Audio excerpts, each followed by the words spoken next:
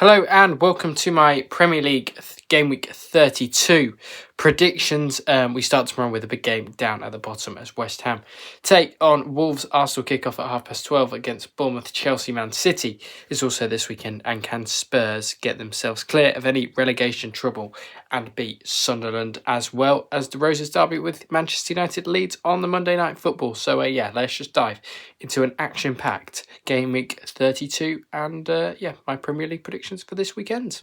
And jumping straight into the Friday Night Football as West Ham take on Wolves at the London Stadium. West Ham haven't won in 4 despite that little good run they put together in mid-March or mid-February, I should say. Their last win coming away at Fulham, of course, way back when. All the way back on the 4th of March. Wolves still doing okay form-wise. Their position in the table doesn't look great, yes, but they've been doing okay since the turn of the new year, of course. Drawing with Brentford last time out, picking up a decent point there. Wolves did beat West Ham, claim their first win of the season on the 3rd of January in the Premier League by 3-0 earlier in the year, of course. 3-2 win for Wolves in the EFL Cup this season as well in August. Last time to play at West Ham was a 2-1 win for West Ham on the 9th of December 2024, ages ago. 9 wins for West Ham, 1 draw, 10 wins for Wolves. 18th sit West Ham at the moment, 11 points above their opponents. Wolves, they couldn't do the Great Escape, could they? And if they won this, then it is definitely on. Still got to get a mammoth load of points, though, which is their problem. Home team have won 8 of the last 10 competitive meetings between these two sides, drew 6 of the last 8 matches in 90 minutes. Wolves scored 7 goals in their last 5 matches, averaging under 1 per game all season, I should say. Wolves won just one of 3 31 league matches this season. Wolves won just 3 games. So I was going to say they won 1 game.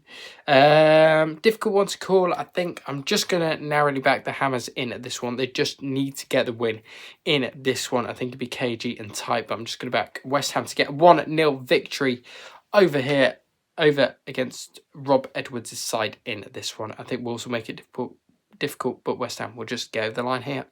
Arsenal versus Bournemouth is up next then at 12:30. Arsenal responding well from them to defeat over Manchester City and Southampton either side of the international break, and going to beat Sporting in the Champions League. Very, very good away win. Bournemouth 5 draws on the trot for them, 3 of those being 0-0 against Burnley, Brentford and West Ham.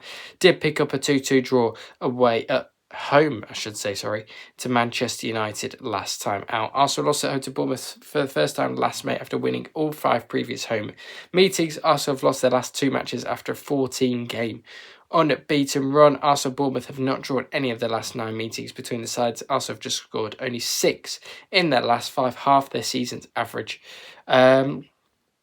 Bournemouth's last 5 matches have all ended in draws as well, which is a bit of a problem for them.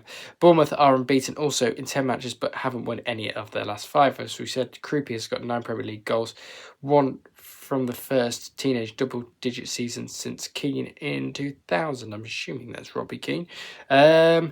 3-2 win for Arsenal back in January, of course. 2-1 away win for Bournemouth last Sunday play at the Emirates. Arsenal with 13 wins, 3 draws and 3 Bournemouth wins in there, and 2 of those came last season. I'm going to back an Arsenal win here. I think they will get over the line against this Bournemouth side. I'm going to go for a 2-0 Arsenal win. Bournemouth don't convince me to score, as they've had 3 0-0s in their last 5 games. Doesn't convince me all that much, and that is why I'm backing a 2-0 Arsenal home victory. And jumping into the 2-3 o'clockers we have here on Saturday afternoon, as the first one is Brentford taking on Everton at the G-Tech. Then Brentford 4 draws in their last 5, 2 of those being 0-0s. It's been a proper 0-0 season in the Premier League. Everton did beat Chelsea by 3-0, an absolutely astonishing victory for David Moyes' side. Big win there. These two sides level on points. Really had a good season, both these clubs. I think they'll be proud no matter what happens now, unless they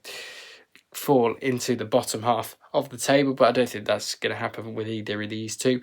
Everton have scored the fewest goals of any top half team with 37 in 31. A win would see Everton move above Brentford in the table on points. Both these teams share identical records of 13 wins, 7 draws and 11 losses and 46 points. Brentford just won one of their last 3 Premier League home matches against Everton, drawing the other 2.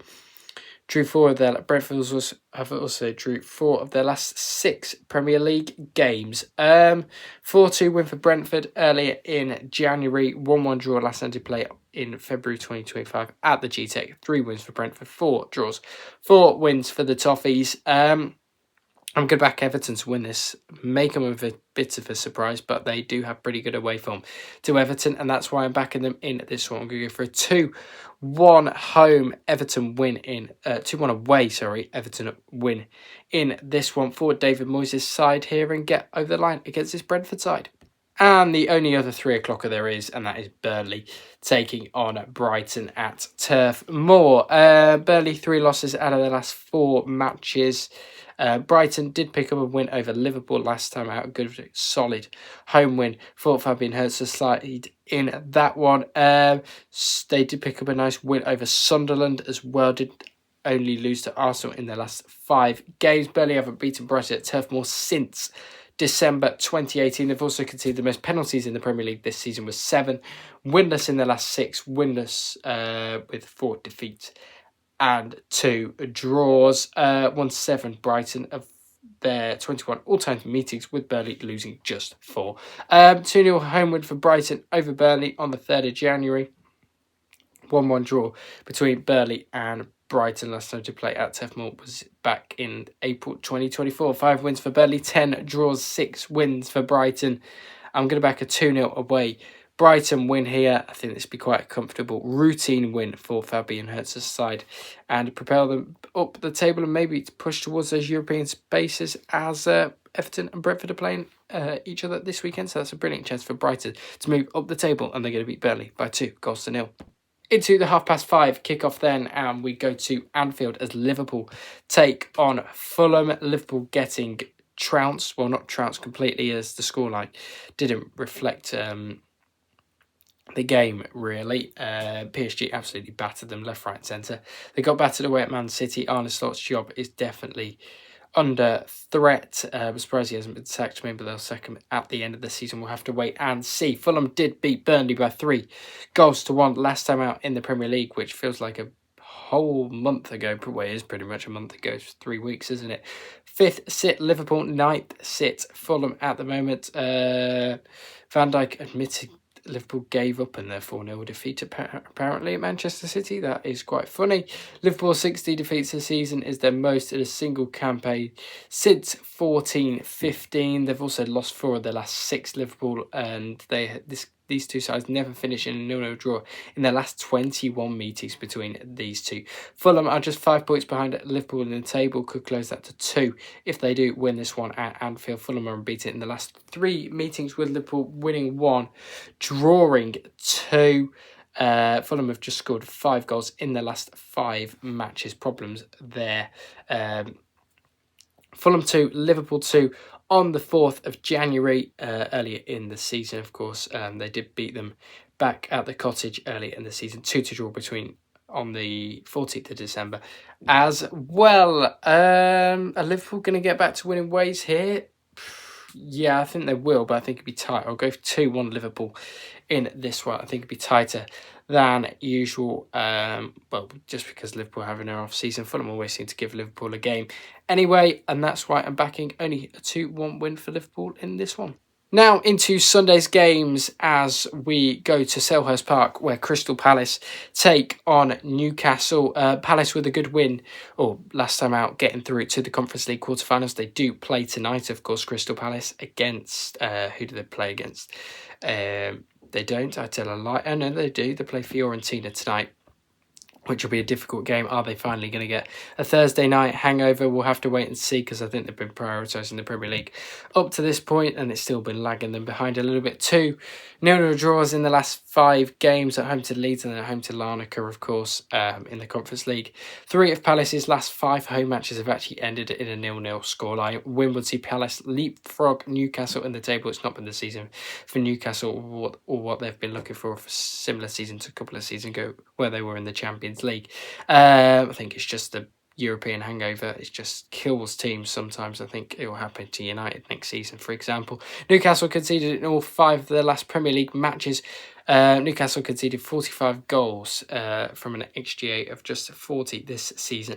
Newcastle lost 3 of their last 5 Premier League games. 2-0 home win for Newcastle over Palace earlier in the season on the 4th of January. Last Sunday play at Palace was a 1-1 draw on the 30th of November.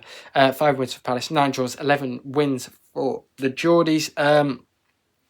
I'm going to back a 0-0 draw in this one. Probably not really a surprise because both these sides are quite boring and quite defensive at the moment. But yeah, I'm backing in 0-0.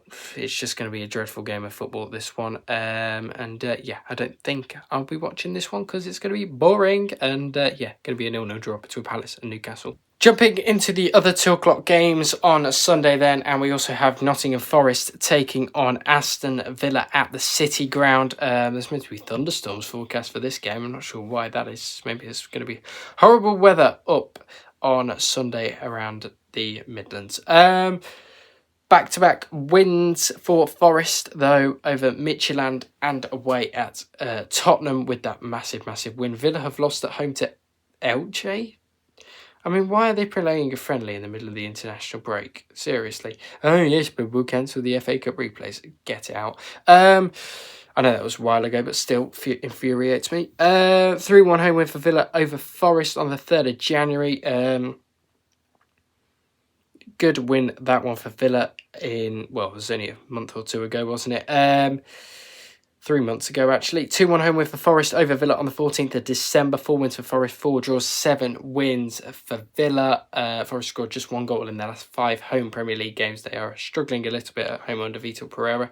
Forest are winners in 5 straight home league defeats, drawing 4, losing 1, sit 3 points above the relegation zone, despite reaching the Europa League quarterfinals where they play Porto later on tonight. 3 of Forest's, not Porto's, last 5 home league games have finished 0-0. It's amazing. Villa have won their last 7 Europa League matches. That doesn't really matter because that's not the league. Villa conceded 7 goals in their last 2 away Premier League defeats as well. And I am going to back a Villa away win here. I'm going to go for a 1-0 Aston Villa away win here. Keep that run going. Maybe see if they can get into the Champions League spots come the end of the season. They're looking they're in pole position for it at the moment. And I'm going to back them to beat Forest by a 0-0 in this one. Sunderland, Tottenham now in what is a relegation scrap. Well, not a relegation scrap. Sunderland as safe as Tottenham. More in the relegation scrap here at the Stadium of Light. Sunderland with a big win over local rivals Newcastle. Last time out, Spurs losing at home to Forest, and that was the end of Igor Tudor. I don't support Spurs, do I? They've got Roberto De Zerbi in charge at the moment. They did beat Atleti, of course, as well did Tottenham. 1-1 draw earlier in the season between these two sides. Last Sunday play at Stadium of Light was all the way back in January 2017. 0-0 draw that day. 1 win for Sunderland. 5 draws, 10 wins for Tottenham. Spurs under Roberto De Zerbi, they'll be looking for a bit of a new manager bounce, but it didn't happen with Igor Tudor. De Zerbi's a better manager than Tudor, but I don't think he's a lot better. I'm going to sit on the fence here. I'm going to go for a 1-1 draw between Sunderland and Tottenham. There's not going to be a lot in this one. And I think Roberto De Zerbi's first game in charge at Spurs will result in a 1-1 draw. And I don't think there's going to be exactly a lot to separate them. Chelsea versus Manchester City is your 4:30 kickoff in the Premier League. Chelsea running riot against Port Vale last time out in the FA Cup with a 7-0 scoreline, and Manchester City beating Liverpool by 4-0 in there as well. 6th versus 2nd in the league. Chelsea just lost 4 straight before the international break, conceded 12 goals in that process. Cole Palmer missed 19 games through injury through this season, but he says he can finally shoot again. Well, you need to shoot to be playing football, mate. Chelsea failed to score in 4 of their last 10 meetings with Manchester City. Haaland scored a hat-trick in the 4-0 FA Cup demolition of Liverpool last weekend. City thrashed Liverpool 4-0 and beat Arsenal 2-0 away in their last 2 cup matches. Erling Haaland is the Premier League's top scorer with 22 goals this season, and Ryan Cherky has created the most big chances with 15 this season. 1-1 draw in January. I remember Chelsea had no manager and they still snatched a point away at the Etihad, and City to beat Chelsea last season 3-1, and it was also a 2-0 away victory at the Bridge as well. 12 wins for Chelsea, 7 draws, 26 wins for Manchester City. Good about Man City to win this quite comfortably. I'm going to go for a 3-1 away Man City win here for Pep Guardiola's side, and beat Chelsea and Liverpool it quite comfortably and heap on the pressure on Liam Rosenior, and he's going to be under pressure for his job, as every manager at Chelsea is.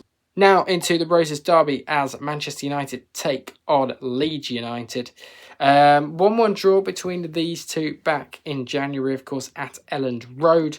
Leeds haven't won this game since they've played in, I don't know, ages. 1-1 draw between the sides, as I said earlier in the season. Last time they play in the Premier League at United was actually a 2-2 draw on the 8th of February 2023. They also played each other a few days later, and United won that one at Elland Road by 2-0. 7 wins for United, 4 draws, 0 wins for Leeds. I thought they would have played each other a lot more than that. Well, they would have played each other in the 90s, but we don't have those stats here. United won 7 of 10 Premier League matches under Carrick, the best record in the division since he has come in. Bruno Fernandes has 9 assists in his last 11 Premier League games, I should say. Won their last 5 home Premier League matches, scoring 12 goals for United. 43 created chances for Bruno Fernandes, more than any other in the season. Any other Premier League player this season, I should say. Leeds are on a 6-game winless run in the Premier League since beating Nottingham Forest on February the 6th. Although they did just beat West Ham in the FA Cup, which will give them a bit of momentum, you feel. Leeds haven't scored in the last 4 Premier League matches, just won 1 of their last 7 as well. I'm good about Manchester United to win this. I'm going to go for a bonkers scoreline Monday Night Football. I'm going to go for a 4-2 Manchester United home win in this one and beat Leeds comfortably here by 4-2. Thank you very much for watching my Game Week 32 Premier League predictions. If you did like the video, don't forget to like, share, subscribe, do all of that good stuff, and I'll speak to you all on the next one, which will be if I'll review on Monday. And that is that. And thank you all for watching. I'll speak to you all on the next one.